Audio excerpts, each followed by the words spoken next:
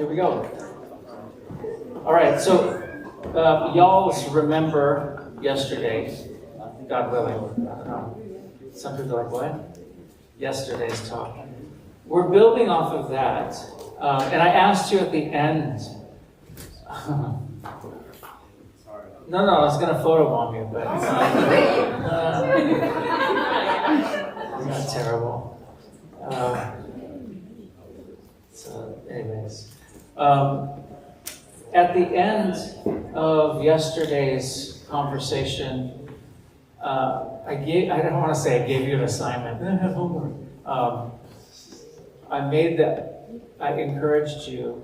I made a suggestion to go ahead and read the entire epistle of 1 Peter, and especially chapter 4, if you haven't read anything else.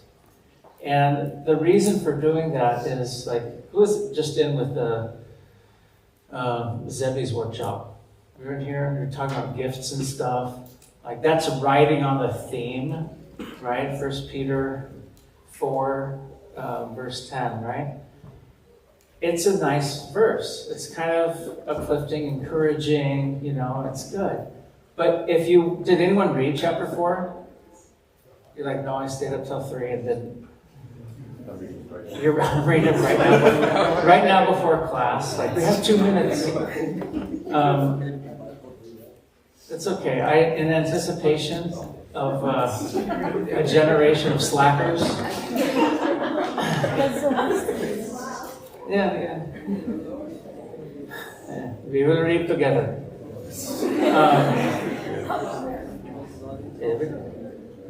So, I thought about asking one of you to come up and read it, right? Put you on the spot. No big deal. You guys are leaders, not a big deal. But I think what I'm going to do is I'm going to do something that is a common exegetical tradition. The Ethiopians call it andemta. The Jews call it midrash. I don't know if you've heard that term before. But basically it's you'll read a sentence, a verse, and then you go into commentary on it. Basically, all I'm saying is I'm going to read it, but I'm tired, I'm kind of cranky, and this is a good recipe for me to just riff. Okay, so I'll go ahead and read it. All I have to say, I'm just going to read it. Okay, so 1 Peter 4. Since therefore Christ suffered in the flesh, arm yourselves with the same thought. For whoever has suffered in the flesh has ceased from sin, so as to live for the rest of the time in the flesh, no longer by human passions, but by the will of God. Right? This idea that, in life, suffering is kind of one of the hallmarks or features of the human condition is something that, maybe we take it for granted, maybe we try and ignore it, not think about it. But if you're suffering from the right reasons, that's an important way of participating in the divine life. Let the time that has passed suffice for doing what the Gentiles like to do. In other words, what the people on the outside are doing, those days are over. Living in licentiousness, passions, drunkenness, revels, carousing, and lawless idolatry. This is basically the Syrian Orthodox Youth Convention. If you've ever been to it before, terrible. You guys at college. See, the problem was you added me to Facebook 20 years ago. That was the problem. I didn't add you guys. You guys added me, and then you put all your party pictures up online. I'm not stalking anybody. It's coming at my feet, right? They are surprised. Why? Why are these people surprised? They're surprised that you do not now join them in the same wild profligacy, and they abuse you. They give you a hard time, right? But they will give account to him, Jesus, who is ready to judge the living and the dead. For this is why the gospel was preached even to the dead, that though judged in the flesh like men, they might live in the spirit like God. The end of all things is at hand. I bolded it so I can say it again. The end of all things is at hand. One of the things I was hoping that you would take from yesterday's talk is that there's some, among all those things that happened in the last 20 years, a number of them really wake you up to our mortality. Like, death is always at our door. And very often, humans, it's not Christians, Jacobites, and humans in general, we live as though it isn't. And I think one of the things about growing up is coming to terms with mortality. Like, there's an end to whatever this is, this life that you're existing in now. And so for some people that can be very scary, right? Sad maybe. But it's also liberating. Because once you accept reality and you no longer live if you're not living in reality, you're living in a lie, ultimately, right? There's a freedom to that. So the end of all things is at hand. Therefore, keep sane and sober for your prayers. Above all, hold unfailing your love for one another, since love covers a multitude of sins. Practice hospitality unbegrudgingly to one another. That's a great one. And you guys you're known for that, very hospitable. Most of you are. I've always been treated well, when I came into the church. Sometimes, though, you'll get, Theater Benny doesn't even notice when I come to church sometimes. And he hasn't seen me in a while. You didn't see me? I didn't know you were there, right? I blend in now, evidently, but I don't think so, but, evidently I do. But other people, they come sometimes and they're not welcomed hospitably. They're like, why are you here? You're a trucker. What are you doing here, right? Here, generally though, Malayalis, Middle Eastern people, Orthodox people are very good in that area. And now comes the theme verse, right? As each has received a gift, employ it for one another as good stewards of God's very grace. Whoever speaks as one who utters oracles of God. Oracles, that doesn't always mean ecstatic prophecies and things like that, but basically declaring divine truth. So when you speak, let it be something that's synergized with the divine. Whoever renders service as one who renders it by the strength of God supplies it, in order that in everything God may be glorified through Jesus Christ. To him be glory and dominion, l'olam amin, amin. This is all our prayers anyway, right? Beloved, do not be surprised at the fiery ordeal which comes upon you to prove you, as though something strange were happening to you. I kind of described that whole thing yesterday.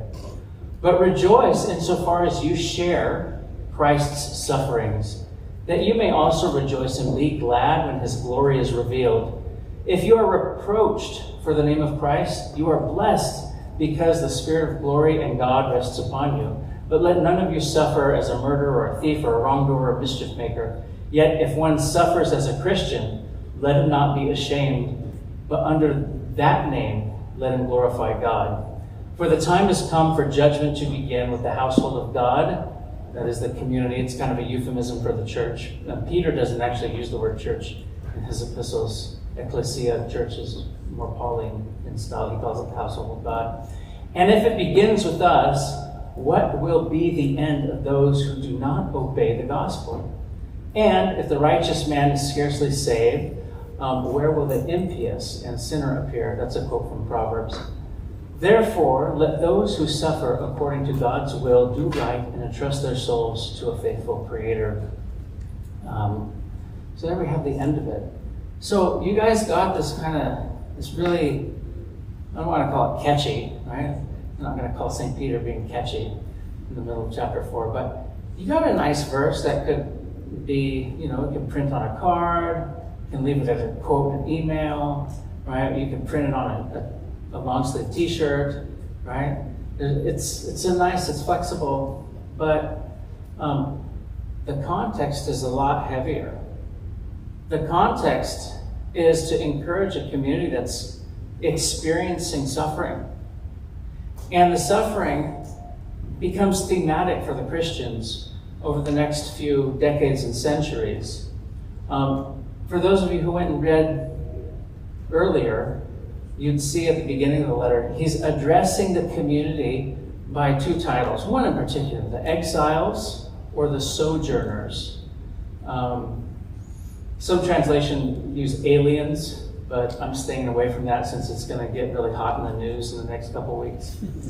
But it's the same thing effectively, right? The idea of exile or sojourn. You guys familiar with exile in Scripture? Like what happened to the Judean community, right? So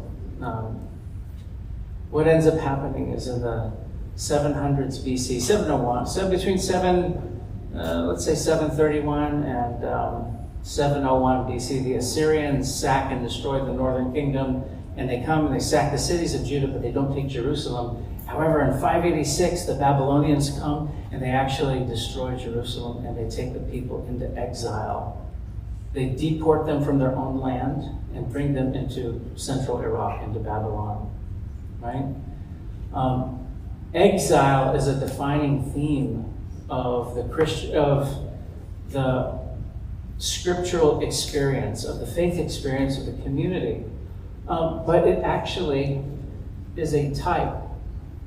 It's typological. Anyone heard that word before, typological?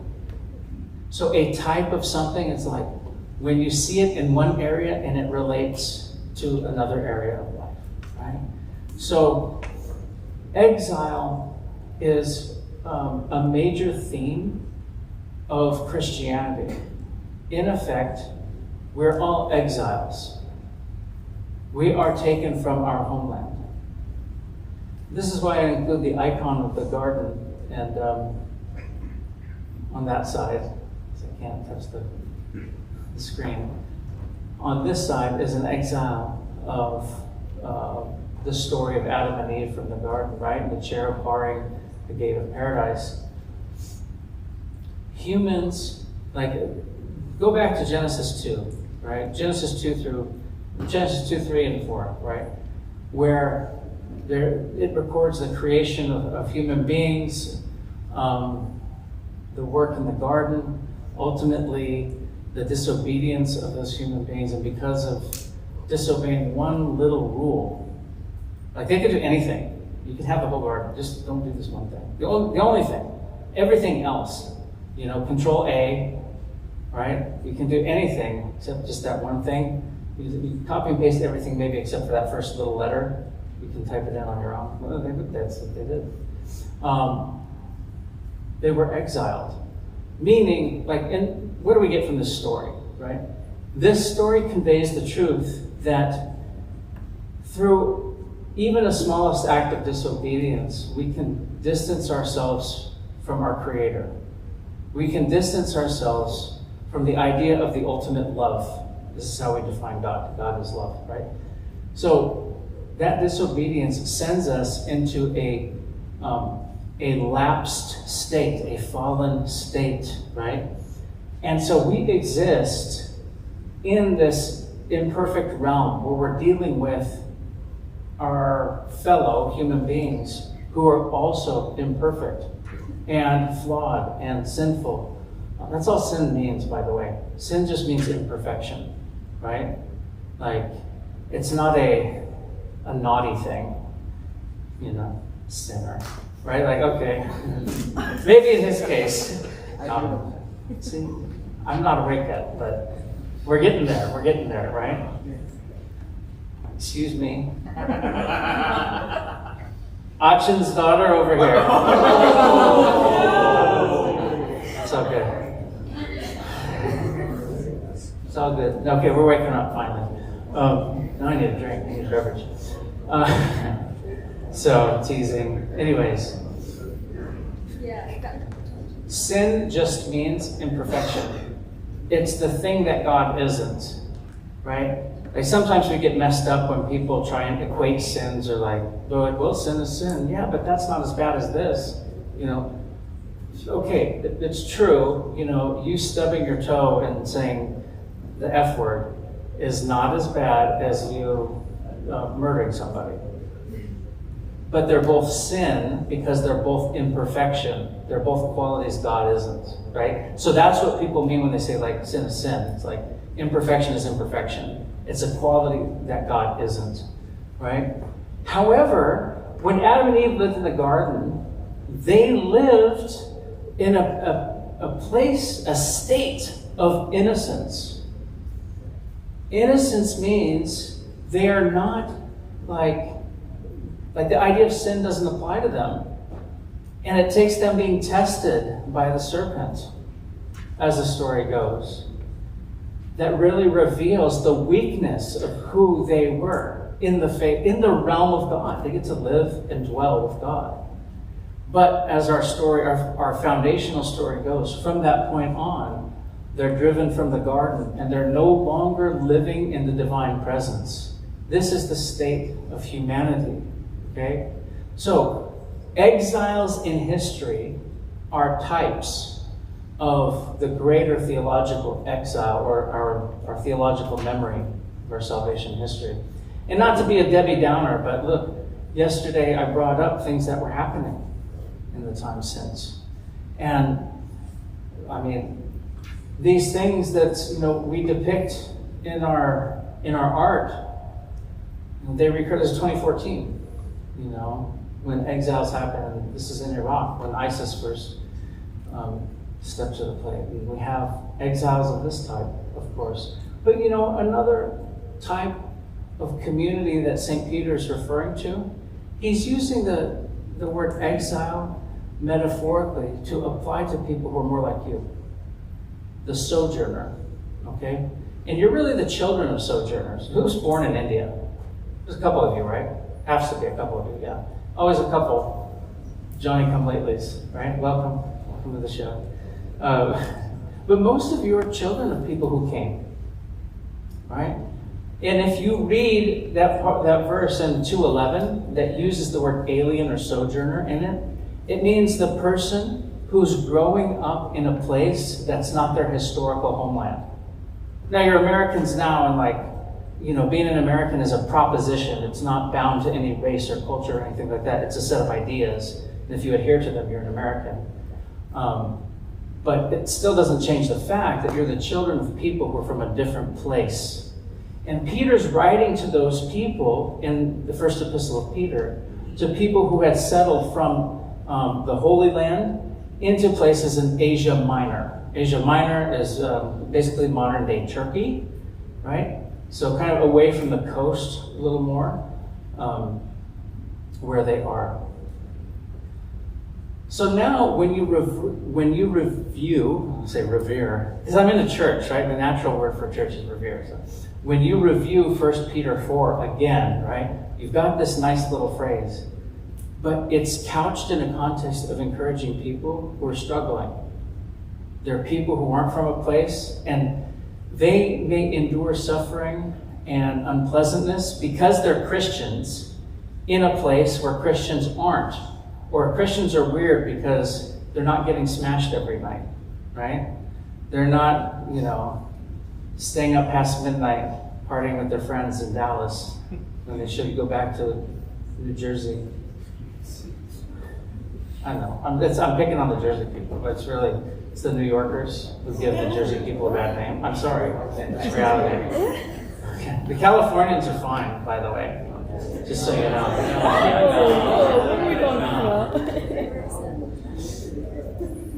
So, when you reread, and I do invite you to reread this, whether you do it on the plane, whether you do it in your spare time, we all have spare time, whether you do it reverently with a book in your hand, or maybe it's on your phone or a tablet or something electronic. Really think about how this whole book can apply to a situation like yours, especially in a day and age like this, where we're kind of living in a culturally post-Christian America. There's a major movement against whatever the blanket term Christianity is in America. And you may be viewed oddly for being serious about your faith. It's the truth. People may treat you differently. They may talk down to you. How does it relate to you? how does it relate to you as the children of immigrants, right? Who are living among people who, aren't that way. Well, this is probably a good time for me to, I've got you to think back to yesterday's talk. And I want to talk more about this idea of suffering in community and what it means for a community on the move and being mobile. So what I'm going to do now is I'm going to ask my friend, Dr. Sabro Bengaro. He says, don't call me doctor, how dare you? But I dare, right? So I don't tell the truth, I do the dares, right? So Dr. Sabro is an old friend of mine. I'm going to give him a freestyle bio without all the espionage and fun things that happen between Turkey and Sweden. Those are great stories, by the way. In fact, if you get a chance to chat with him afterwards, you should. Those of you who are in Dallas, you're blessed to have Dr. Bengaro here locally, too. He's about 15, 20 minutes away. He is the founder and director of the SIFO Center. Does anyone know what the word SIFO means? Sword. Sword. Why sword? Yeah, so sword as a metaphor for persecution and mass murder, right? Of our community in mostly Southeast Turkey, right?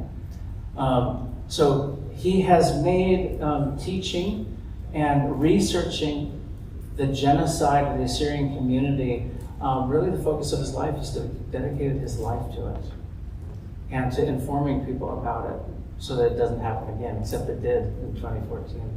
Not just with the Christians, but the Yazidi community too in northern Iraq. So there's a lot to say. He's a native Aramaic speaker. He's fluent in Aramaic. Okay, it's a lot of fun. We always talk until I exhaust my vocabulary, then we switch to English. He just does it automatically. He doesn't force it on me. So thank you for all the encouragement over the years. And recently finished his PhD at the University of Texas, Dallas. So congratulations. If you would, let's come up and maybe podcast style the rest of the talk. So I'll ask you to sit here and then click the button on the left when you're ready. Yeah. There's no footrest though. I typically have, a lazy boy. Welcome. Thank you so much. This one, right? Yeah. Taudisagi, Shalom Aleichem. Agmachano lishono ormoyo serioyo. مولد له بوافرو تركيا أو هذا مو بي عيتو سريتو أرثوذكسيتونو ما كان معدو أثينو تلوثكو ريلي عيتاتي بسيحويو نساقي كتنو أعميهم. I was born in southeastern Turkey and I have been in this church. This is the third or the fourth time, and my mother tongue is Aramaic, Syriac. And I remember my childhood. I was in a village called Arbo. We were 70 families, and we had 7 churches. What I remember, Mor Shalita, Mor Dimet, Mor Shmuni, Mar Shamron, Mar Guargis, I miss maybe Matmalia, and we were 7 churches, and we spoke only Aramaic, Syriac. We couldn't speak Turkish, and I was 6, 7 years old. The first teacher came to our village. He said, "This language that you speak is infidels language. Forget about it. It's forbidden. You need to learn Turkish." And we started to go to Turkish school, and every single day before entering the class, we used to stand and say, "I am a Turk. I am proud to be Turk. When I grow up, I will sacrifice my life for Turkishness." And when I was 7 years old, and my village was in Syriac Arbo, which means 4, I don't know why. At the military, they put a sign in the Marshalita church in the wall. They changed it to Turkish Taşköy, which means stone village. I was holding my mom's hand. I asked her what these people they are doing. She said they are trying to make us something that we are not. And then I took a rope and I went and I destroyed the Taşköy stone village. I said Arbo is much nicer. I was 7 years old. Since that, as a result of many things, I immigrated to Austria, 1982, and spent 5 years in Austria in Vienna. Then immigrated to Sweden. I'm a Swedish citizen. After 18 years, I immigrated to Germany for 1 year. From there, I immigrated to the Netherlands. And maybe you know Hasio Julius Isacicek. And before he passed away, the day before he passed away, I interviewed him, and my interview is online as YouTube. And after 9 years in the Netherlands, I moved to Italy, England, and then from there I came to Boston for 2 years. From Boston to California, 5 years, and then Chicago 1 year. Now about 4 years something in Dallas. Recently I finished my dissertation about Assyrian genocide, the Christian persecution in Turkey, in Iraq, in Syria. And what I can tell you, really it's not easy to be Christian in the Middle East. And the question is, for all of us, is there any chance that the Christianity can survive in the Middle East? It is tough because in 1914, the whole population in Turkey was 14.5 million. 4.5 million they were Christians. It means 33% of the population they were Christians. Now 2026, the Christian population in Turkey 0.1%. The rest they are gone. They are killed, they are deported. In Syria, there were many, more than 500,000 Christians, but now the number is very small. In Iraq, during the Saddam Hussein period, there were over 2 million Christians. Now maybe 150,000.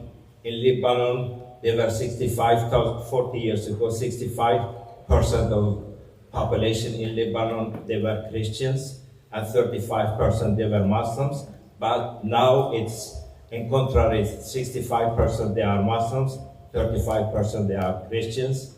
The same happened in Iran.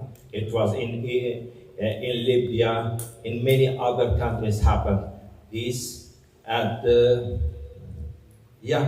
please, what can we talk about? So he filled in a lot of the details of the introduction. And if you ever get a chance to chat with him about his own sort of escape and his relationship with different political entities, it'd be quite fascinating for any of you. And the Dallas people have the advantage on that, but he responds to emails that is very accessible online.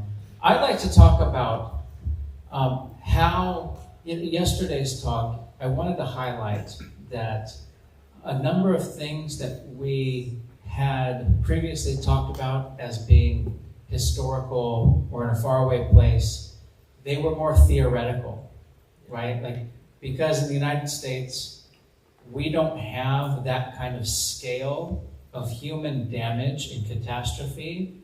We did in our history, but in the last century or more, we haven't really experienced that. So I would just like to explore the idea that this is not a figment of our imagination. It's not in the realm of history. It's our present reality, even if it's not directly in our face in the United States, especially every year we get more and more global. I mean, easily, right? I mean, you guys probably FaceTime with relatives overseas, or your parents might or something, right? That technology was not really around 20 years ago. It was starting to, we'd have a webcam, like that was a big deal, right? I mean, come on. What did it cost to make a phone call back then? So as we're more global, these events are part of our reality, but they're like, that is one extreme end. The other is maybe being a Christian in a post-Christian society, being the other end of that. And you all, as leaders in your churches, as leaders of the Syrian Orthodox Church for this generation, really, and I hope you guys stick around for several more years, next 5 years, so that you can see people in the next 5 years who are your age and help bring them in, kind of mentor them and lead them into the next generation. Let's talk about ways in which the diaspora struggles. Because I know you're very familiar with the community that had to leave Turkey, many of whom settled in Germany or Sweden. What have been the major issues for them, even as they compare to the U.S. and other places like that? I have been in so many places, mentioned China, Australia, New Zealand, all Europe, Canada, America, and to speak about what happened to our people. And I lived in so many countries. Every summer, I go to Europe and visit at least 9 countries and many cities. And one of the questions people, they ask me, which country do you like most? What do you think? Honestly, I don't know where I belong to. The only place that I miss is my village, where I was born. And until maybe 15 years ago, I was kind of traumatized.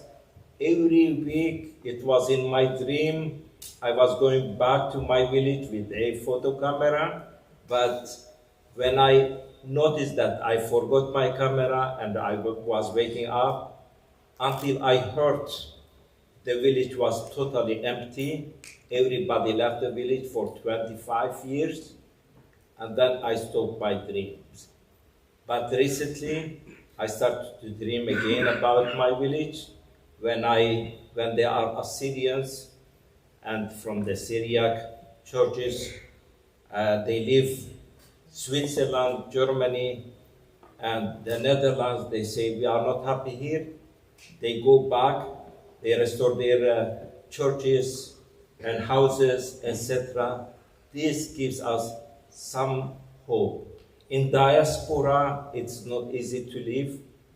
When we went to Sweden and to Germany, we used to have our cross, like you, outside to show these people, Swedish people, German, Dutch people, that we are okay from the Middle East, but don't mix us. We are Christian like you. And it took a while, and we noticed people, they were saying, we don't care about whatever you think, your Christianity, you are Muslim, for us it's okay. We don't care about your faith. What are you? They were asking about our ethnicity. And we were kind of disappointed in these countries because we were like persecuted, killed, and I interviewed more than 350 genocide survivors. I have their testimonies. These people, they are gone, but I have their testimonies. I feel like so far I am alive. I can speak on behalf of them. They can't speak anymore. And they went through many, many difficulties in their lives. And they were asking them, do you want to convert to Islam? Then you are free to go. But these people, no, they said, we are Christian. We are born as Christian. We are ready to die as Christians. And they were killed. Many women, they were asking them the option, if you convert, you will be fine. They get suicide. And because for them was to be killed on the name of Jesus was very important. And still the community, I feel they are the same people, but they are going through very painful assimilation process. A large number of our people, they immigrated to Australia, to Argentina, to Venezuela, and other places. And I used to communicate with some people 10, 15 years ago, and they have maybe names, churches names, but most of them, they are assimilated. They are melted in the society. From late Bishop Marius Cicek from the Netherlands, many people, they remember him. He was going to India to visit our people there. All the time he was speaking highly about our people in India. As ethnicity, maybe we belong to the same church, maybe we are different ethnicity, but who cares about that? We are the same people, we share the same values, and there are many people, I hope, I wish, I don't know, sometimes there is a Syriac Orthodox Youth Convention, was in California. I was invited by the Patriarch to New Jersey to speak about what happened to our people 1915 and before, after. There were about 500-600 people, youth, and you belong to the same church, Syriac Orthodox Church, and I feel I am very happy when you share your thought, experience. It is for humanity. We are human beings, everything for humanity. Regardless, there are other churches also, Assyrian, maybe you heard, Church of the East, Chaldean Church, but still they are Church of God. yeah, Yeah. the house of God. Yeah. Yeah, Exactly. Thank you. But and God forbid, but who knows how God works. If you could have a conversation with our community in 1912, 1913, or maybe even 1894, right? I'm picking specific dates because in 1917, things were very bad during the Saifo, and in 1895, there was a precursor to that. These things happen in kind of waves generationally in the Middle East. But if you could speak to the people who lived right before things happened, what advice would you give to the Christians about the best way to lead and live their lives every day, when you know what's coming? On the eve of terror and genocide, what would you say to them? I don't know if anyone's asked them this before, so. Or any of you, do you want to give answer? I'm waiting for you to say it. That way they don't have to. If I was 1912. Yeah. 1916, I mean, we can... It's all theoretical, right? Yeah, of course, if I go back, people, they were not educated. We didn't have Instagram. We didn't have Facebook. We were not aware of things happens. National identity was very weak.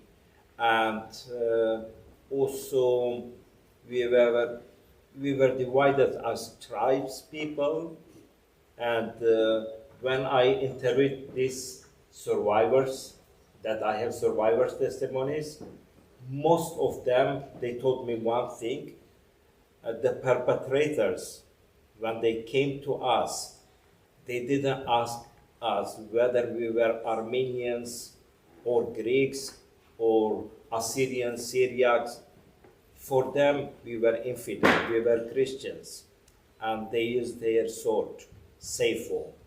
So we need to be united, to act together, and I think it is so beautiful from Christianity to say, love each other, show tolerance, respect each other, also love your enemy. This is my dream about future society. So I would advise our people to be more united, to care of each other. So this came to mind. Well, and I don't want to, give you the wrong idea that I was reading his mind, right? That I'm like super gifted or anything. But this is kind of the point, right? Especially with the Malankara Archdiocese. Sometimes there will be a couple churches next to one another, and they each have like 3 families that make up the whole church, but the 3 families can't agree with the other 3 families, so they get a new auction or something like that. And sometimes they drift in and out of like, okay, well, we go to church, we don't go to church, or we're going to be mad at you, we're going to join this denomination. I've witnessed Middle Eastern fights in the church and Malu fights in the church, okay? Like, I've told you guys yesterday about the oil lamp. That was the weirdest thing. I can relive it, I remember some of the phrases he was shouting in Malayalam, but what's going on, right? Like, this is a church. I want to come here to pray.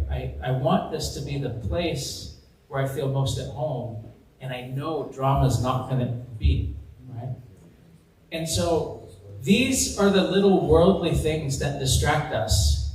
And you youth, as leaders moving forward, whatever the drama that comes with the generations above you, maybe some of your parents, but probably not. It's probably some of the older people who have been here for a time, whatever, whomever it is, like, they shouldn't be reasons for us to be divided, right?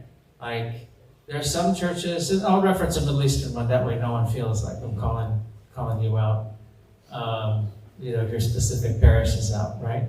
But in Chicago, there's 2 Middle Eastern Syrian Orthodox churches, and they were one, but like some squabbles led to there being 2. And it's like the youth, your guys' age and up till the 30s. Like, youth for us means not married, right? It's like that, you're married, or once you're married, you're kind of not youth anymore. Like, they kind of disintegrated. Like, they separated, they followed their families, and then they stopped, because the numbers were much lower, now they stopped having Bible studies. They stopped having common events. Because Ammo or blah, blah, blah, uncle will be there, right? We don't want to see him or this thing. And that sort of division that the other generation caused impacts all of you. And you probably have cousins, you probably have relatives, you probably have people who should be part of our community. And there isn't a good reason why they aren't. They are somewhere else, but the circumstance has nothing to do with any of you. It has to do with other issues, other people, other generation. This is where you guys come in as leaders. Because if you don't fix it now, you don't know what the future holds. I don't know when the 1917 is going to come here to the United States. I pray it never does.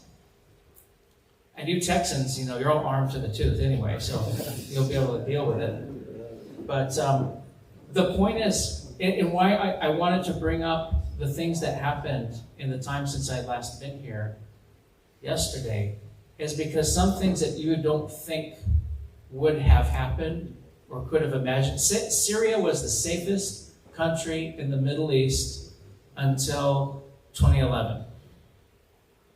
And now the big problem with Syria, apart from some things I won't say publicly, is the lack of security. What's the incentive for policemen to go to work?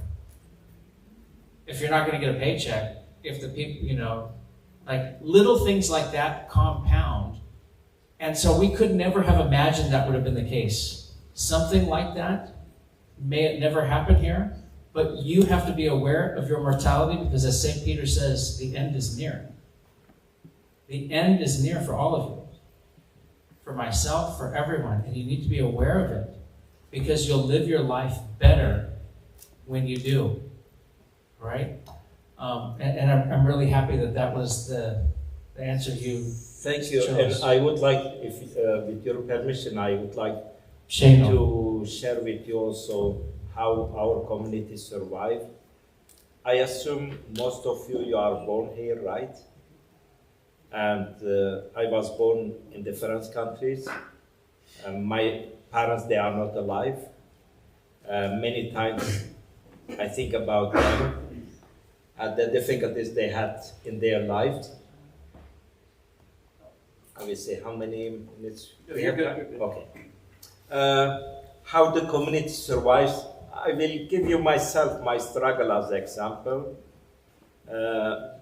17 years old, I was in Istanbul, studying at the college. We were few Christians, Armenian, Assyrians in the classroom. We had some teachers. When they opened the door, they were asking how many Christians there are in the class. And can you hold this? I was saying me with two hands. And some Armenians, some Greeks, me, and they were kind of shy because minority, we were minority. I was from southeastern Turkey. I want to show that I'm Christian. And happened things in my class. I was kicked out from the college. And then the police was at my parents' place. They wanted to arrest me. And my parents, they told me, we don't want to lose you. You need to escape from the country. I couldn't go to ask for passport because I was wanted. I didn't do anything wrong. Then to protest the violation that was going against the Christians, with two friends, we decided to go to Syria. You know, Turkey, how is your geography? Turkey, Syria, they are neighbors, and there are borders, and there are a lot of mines, and we were three people. We wanted to go to Syria, from Syria to escape to Europe. But to go by walking about 10 miles, could be 6 miles, 10 kilometers, 6 miles, and we promised to each other while were walking on the desert, whenever anybody jump on something that gives vibration, we need to stop because there were mines.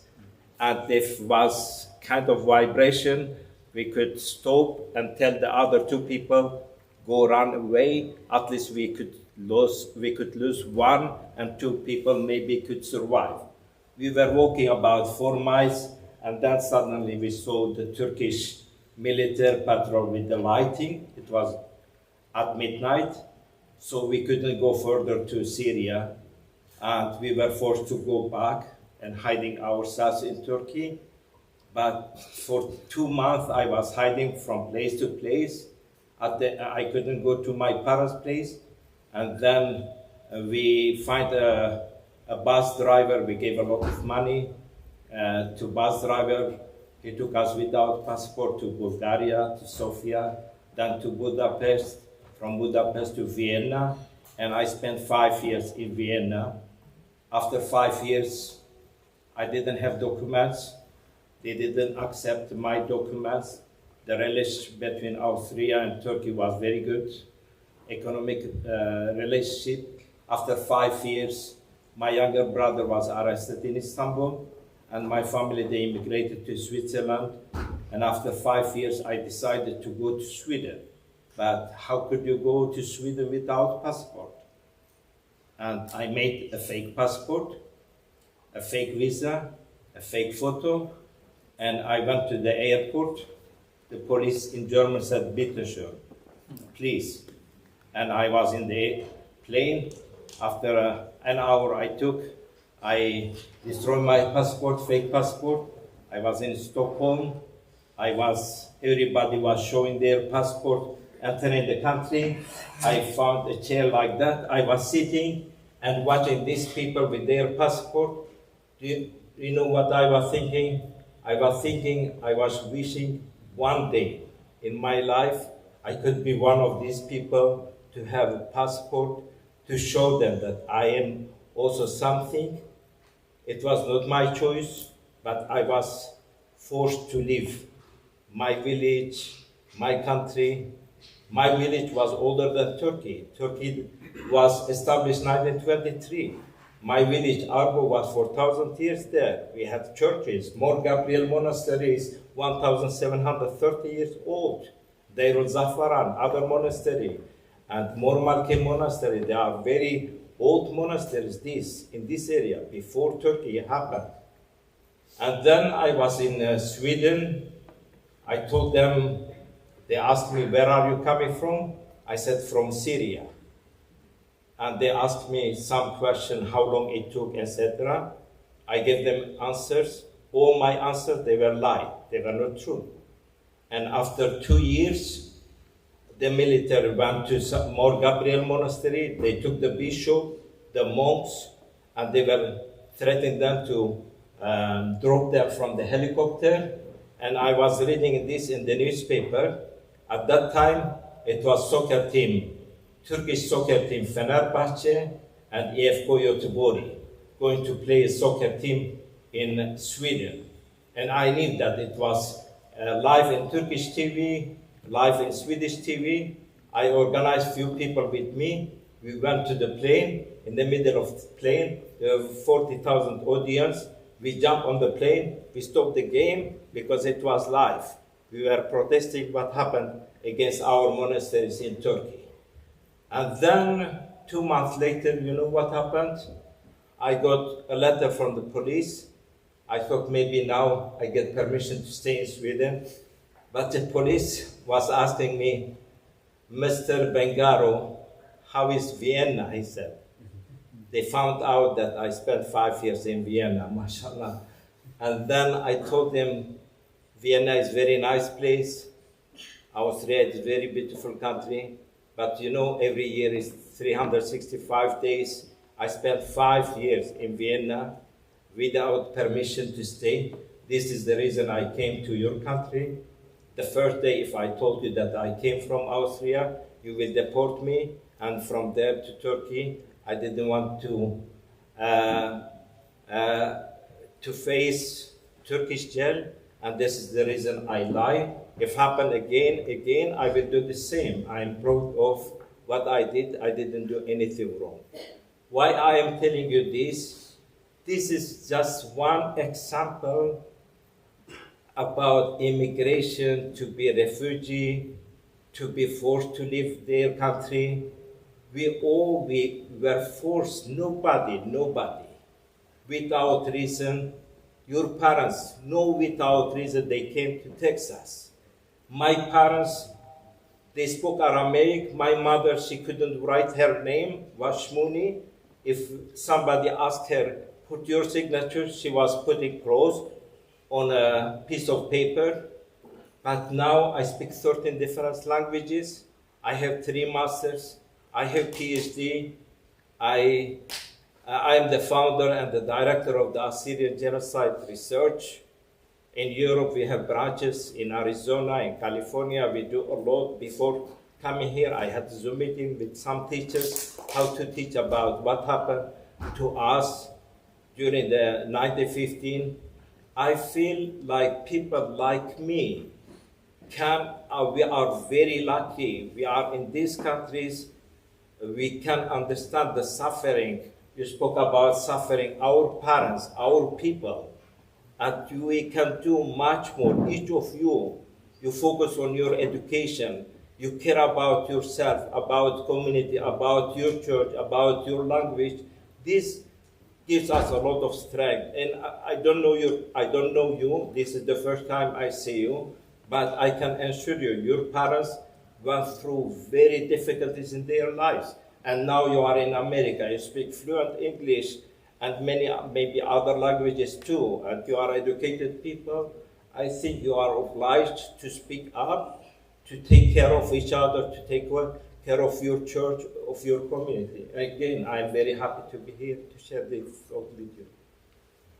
Thank you so much for joining us today, Sabri. Appreciate it.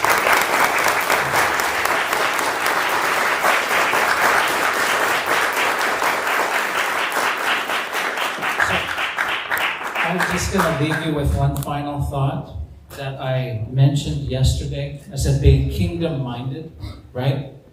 And I want to remind you of this phrase from the Lord's Prayer. thy kingdom come, thy will be done on earth as it is in heaven. Because your job as a Christian is to create a culture where the kingdom on earth is like it is in heaven. Okay? Live each day like the catastrophe is coming tomorrow. You'll live a different life than if you think it'll never happen. You'll live a better life, a more focused, driven life. I don't want to use cliche words like a purpose-driven life, but some of you may have read the book. It was popular 25 years ago. But you will live a life with purpose and meaning. You will do great things. You will impact your communities, and you will leave a legacy, a true legacy, because you were gifted that legacy. Whatever it took to make your sets of DNA exist. Each of you specifically who are here, you are here because of the blood that was shed over the last 2,000 years from the Holy Land into the Middle East, where your spiritual patronage has been, the people who settled in Kerala, who brought the gospel, who preached the gospel and lived the gospel and handed it down to you in the specific form you've received, which is unique among world iterations of Christianity. Take this with you and don't be afraid to lead. Again, you don't have to be out marching in front of anything. Maybe one of you is called to something like that. Maybe you're a tutor for kids at your local parish. Leadership can take all sorts of forms. You guys sat with Zebby and talked about, which gifts you're given. But take an active role in your leadership and lead like the catastrophe is coming. It's coming tomorrow. And if we avert it tomorrow, thank God. Maybe the day after tomorrow. Maybe 100 years. Maybe in 300 years. God willing, none of our kids or our grandkids or anyone we will know will have to face anything like this. But it happens. And it happened in the 20 years since I was last here. So I want you to really carry that meaningfulness with you in whatever you do. Take it with you at the end of this weekend, and don't forget about the weekend next week. It's easy to, some people get fired up for a week and then they, life goes on. And then, oh yeah, next year, 2027, yay! St. Gregorios represent, yay! Whatever you guys do. I heard you cheering yesterday. So, think about it persistently, please. All right? Thank you guys so much for letting me talk to you for 2 keynote addresses. Thank you, Dr. Brandolo, for being here. Thanks to Alan and the social team for putting together a great conference. And I'll be kind of here in the background. I know several of you have reached out to me and said hi. You're all welcome to come chat and connect. And God willing, we'll see you all again at some point. I'll be here praying tomorrow, but I know some of you are going to go to your local parishes. And with that, I'm going to hand it to you, Alan.